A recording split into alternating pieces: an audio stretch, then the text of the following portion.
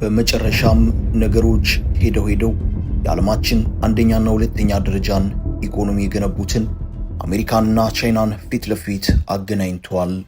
ፕሬዝዳንት ዶናልድ ትራምፕ በበርካታ ሀገራት ላይ ጥሎት የነበረውን ታሪፍ ለ3 ወራት ወይንም ለ90 ቀናት ሲያደርጉ በአሜሪካ ምርቶች ላይ 84 በመቶ ታሪፍ በጣለችው ቻይና ላይ ግን 125% ታሪፍን የጫኑ መሆኑን አስታውቀዋል። ትራምፕ ምነው ቻይና ላይ በረቱ ተብለው ሲጠየቁ የሰጡት ምላሽ ቻይና ክብር አልሰጠችንም፣ የንቀት ነገር ነው የታየባት የሚል ነበርም።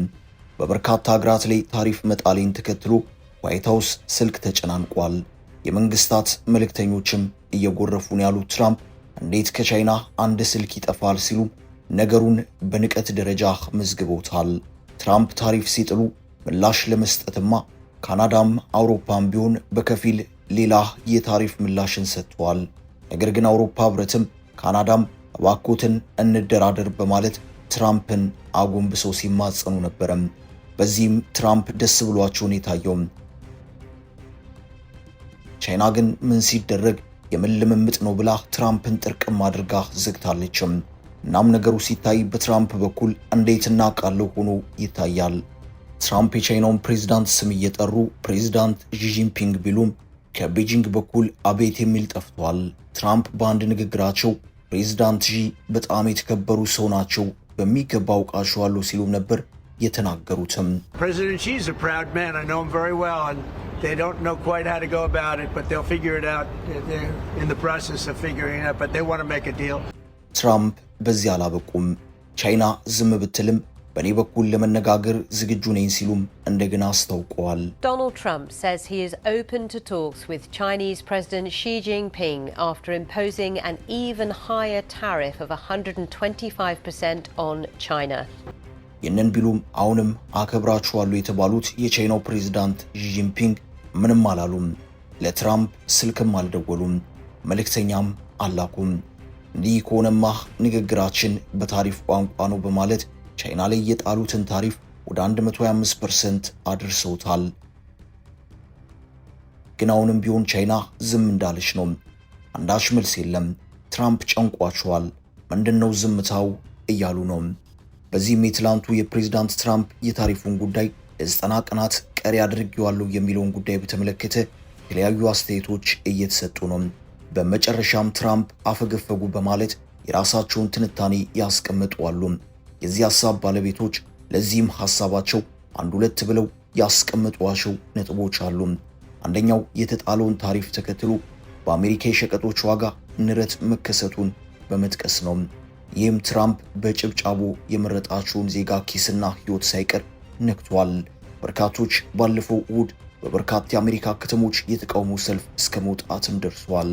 በሀገሪቱ የዋጋ ግሽበት መከሰት አጠቃላይ በማክሮ ኢኮኖሚው ላይ ከባድ የሆነ አሉታዊ ተጽዕኖን ማስከተሉ እየታየ ነው። በየአቅጣጫው ትራምፕ የተቃውሞ ድምጾች በርትተዋል። ትራምፕ በአንጻሩ ጎበዝ ተረጋጉ፣ ህመሙ አሁን ነው፣ ፈውሱ ግን ለዘላለም ነው፣ የሚያሽረው መራራ መድኃኒት ነው፣ ይህንን ማወቅ አለባችሁ፣ አሁን አንድ ጊዜ ዋጥ አድርገን ዘላለም ፎሳችንን እንቀበል፣ አሜሪካውያን በርቱ እንበርታ ቢሉ መጀመሪያ ለዕለት ጉርሴን ያሉት አሜሪካውያን የትራምፕን የእምብርት ሐሳብ ሊሰሙ አልፈቀዱም። የሚሰማቸው አልተገኘም። እናም እነዚህን የተመለከቱት ተንታኞች ትራምፕ በ60 ሀገራት ላይ የጣሉትን ታሪፍ ሲያነሱ ወደው ሳይሆን ተገደው ነው። በተለይ ደግሞ በሸማች አሜሪካውያን በኩል የተሰማው ቅሬታ ሰውየው ሳይወዱ በግድ እንዲያፈገፍጉ አድርጓቸዋል እያሉም ይገኛሉ። የትራምፕን የጣልኩትን ታሪፍ አንስቻለሁ ድንገት የዋጅን በተመለከተ አው ሰውየው ወደው ሳይሆን ተገደው ነው የሚለውን ሐሳብ የሚያጠናክሩ ሰዎችም የሚያስቀምጡት ተጨማሪ ምክንያትም አለም። እሱም የገበያውን መውደቅ ነው። የትራምፕ የሰሞኑ ውሳኔ ግሎባል ትሬድ ቼን ወይንም ዓለም አቀፍ የንግድ ሰንሰለት የሚባለውን አናክቷል። በርካታ ሀገራትና ኩባንያዎች ስጋት ውስጥ በመግባታቸው ምን ማድረግና ምን መወሰን እንዳለባቸው ግራ እንዲጋቡ ማድረጓቸዋል። በእንደዚህ አይነት የገበያ እርግጠኝነት በሌለበትና ጥርጣሬዎች ባሉበት ደግሞ ዓለም አቀፉ የንግድ ስርዓት ይዛባል። በዚህም ለቀናት የአክሲዮን ገበያዎች ወርደዋል። ከባድ የሚባሉ ኪሳራዎችም በአሜሪካ በአውሮፓና በእስያ ተመዝግበዋል። የአይነቱን አካሄድ ማስቀጠል አጠቃላይ ዓለም አቀፍ የኢኮኖሚ ውድቀት ወይንም ግሎባል ኢኮኖሚ ሪሴሽን ያስከትላል የሚሉ የምጣኔ ሀብት ባለሙያዎች አስተያየቶች በስፋት ሲደመጥም ነበረም። ከዚህ ዓለም አቀፍ የኢኮኖሚ ውድቀት ደግሞ አሜሪካ ደሴት ሆና ብቻዋን ልታመልጥ የምትችልበት አንድም አይነት እድል የለም። አሁን ባለው የዓለም ትስስር የአንዱ ውድቀት የሌላውም ውድቀት ነው። እናም ፕሬዚዳንት ዶናልድ ትራምፕ አሁን ከታሪፍ ጭኝ ያለው ግርግር መለስ ለማለት የተገደዱት በዚሁ ምክንያት ነው በማለት ሙያዊ አስተያየቶቻቸውን ሲሰጡም የነበሩ ታይተዋል። ከዚህ ውጪም ትራምፕ አፈገፈጉ በሚለው ጉዳይ ተጨማሪ ሀሳባቸውን የሰጡም አሉ። እሱም ትራምፕ ሀገራት ላይ ለጣሉት ታሪፍ ባለግዙፍ ኢኮኖሚዎቹ ቻይና፣ ካናዳና የአውሮፓ ህብረት ተመሳሳይ ምላሽ በመስጠታቸው ነው የሚል ነው። ቻይና፣ ካናዳና የአውሮፓ ህብረት የአሜሪካ ወሳኝ የንግድ አጋሮች ናቸው። የአሜሪካ ወሳኝ የንግድ አጋሮች ወይንም ቶፓዝ ትሬዲንግ ፓርትነርስ የሚባሉት ሀገራት 3 ናቸው። እነሱም ሜክሲኮ፣ ካናዳና ቻይና ናቸው። አሜሪካና ካናዳ ሰፊ ድንበርን የሚጋሩ ጎረቤት ሀገራት ናቸው። የንግድ ትስስራቸው ጥብቅ ነው። እስከ 1 ትሪሊየን የሚጠጋ የሁለትዮሽ የንግድ ልውውጥ ያላቸው ሀገራት ናቸው። የፈረንጆቹ 2023 የሁለቱ ሀገራት የንግድ ልውውጥ አሃዝ የሚያሳየው የሀገራቱ የሁለትዮሽ የጋራ ንግድ ልውውጥ 923 ቢሊዮን ዶላር የነበረ መሆኑን ነው። ከዚህም ውስጥ አሜሪካ ወደ ካናዳ 441 ቢሊዮን ዶላር የሚወጣ ሸቀጦችንና አገልግሎቶችን ለካናዳ ስታቀርብ፣ ካናዳ በአንጻሩ 482 ቢሊዮን ዶላር ምርቶችንና አገልግሎቶችን ለአሜሪካ ገበያ አቅርባለች። በዚሁ ዓመት የንግድ ልውውጥ ካናዳ በአሜሪካ ላይ የ41 ቢሊዮን ዶላር የንግድ ብልጫን በአሜሪካ ላይ ወስዳለች። ይህም በአሜሪካ አንዱ የንግድ ክፍተት ወይንም ትሬድ ዴፊሲት በሚለው ተመዝግቧል።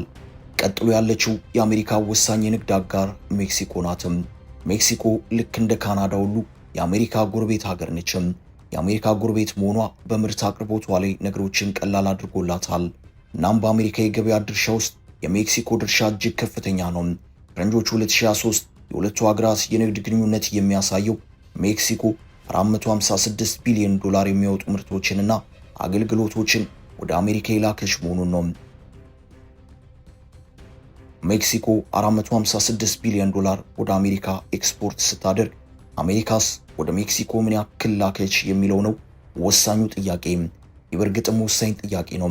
አሜሪካ ወደ ሜክሲኮ የላከችው ምርት 334 ቢሊዮን ዶላር የሚያወጣ ምርትንና አገልግሎትን ነው። በአንድ ዓመት የንግድ ልውውጥ ውስጥ ብቻ ሜክሲኮ በአሜሪካ ላይ 122 ቢሊዮን ዶላር የንግድ ብላጭን የወሰደች መሆኑ ይታያል።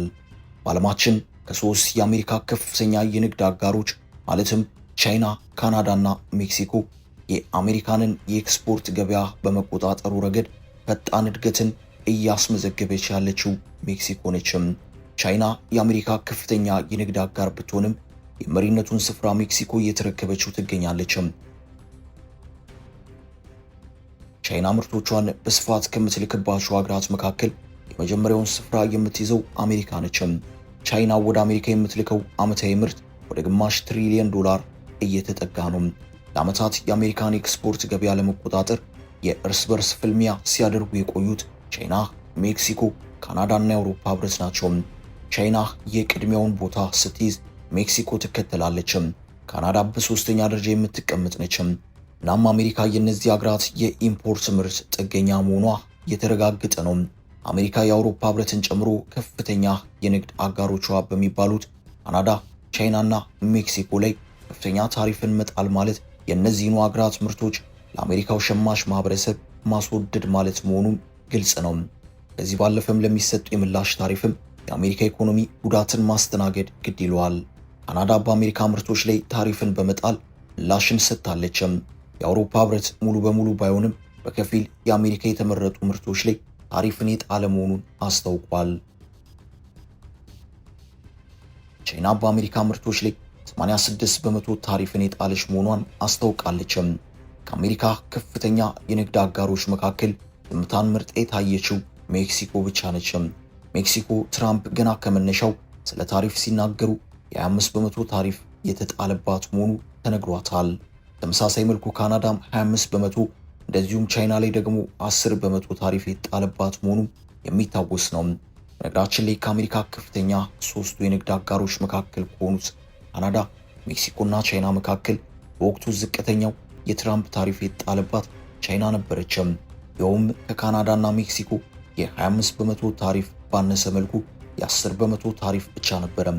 ሆኖም የንግድ ጦርነቱ መፋፋሙን ተከትሎ ግን ቻይና በአሜሪካ ላይ 86 በመቶ ታሪፍን ስትጥል፣ አሜሪካ ደግሞ ቻይና ላይ የ125% ታሪፍን ጥላለች። በአጭሩ አስተያየት ሰጪዎቹ ከአራቱ የአሜሪካ ወሳኝ የንግድ አጋሮች ጋር ማለትም ከቻይና፣ ሜክሲኮ፣ ካናዳና የአውሮፓ ህብረት ጋር በአንድ ጊዜ የንግድ ጦርነት ውስጥ መግባቱ እንደማያዋጣቸው አውቀው ነው ትራምፕ ታሪፉን ለቀናት ከሞከሩት በኋላ የተመለሱት በማለት ሐሳባቸውን የሰጡ የምጣኔ ሀብት ባለሙያዎች አሉ። የንግድ ጦርነቱ በተፋፋመበት ሁኔታ ትራምፕ በድንገት መሃል ላይ ጥፍ ብለው ቻይና በስተቀር በሌሎቹ ላይ የተጣለውን ታሪፍ አንስቻለሁ፣ ቀልዴን ነው አይነቱን ጨዋታ በተመለከተ ከዚህ ውጭም አንድ ወሳኝና ሚዛን የሚደፋ ሙያዊ አስተያየትም ብቅ እያለ ይገኛል። ይኸውም የአይነቱ የትራምፕ ግርግር ቻይናን ነጥሎ ለመምታትና በኢኮኖሚው ዘርፍ ለማዳከም ነው የሚል ነው። ቻይና አሜሪካ ፊት እንደሚንቀጠቀጡት ሜክሲኮ፣ ካናዳ ወይንም የአውሮፓ ህብረት አይደለችም። ሜክሲኮ ከአሜሪካ ጋር ከፈጠረችው ግዙፍ የንግድ ግንኙነት ባሻገር በምትፈጥረው ኢኮኖሚ አሜሪካንን በቴክኖሎጂም በመሳሪያም የመገዳደር እንቅስቃሴም ፍላጎትም የላትም። ካናዳና የአውሮፓ ህብረትም ቢሆን ተመሳሳይ ናቸው። ነገር ግን የቻይና የተለየ ነው።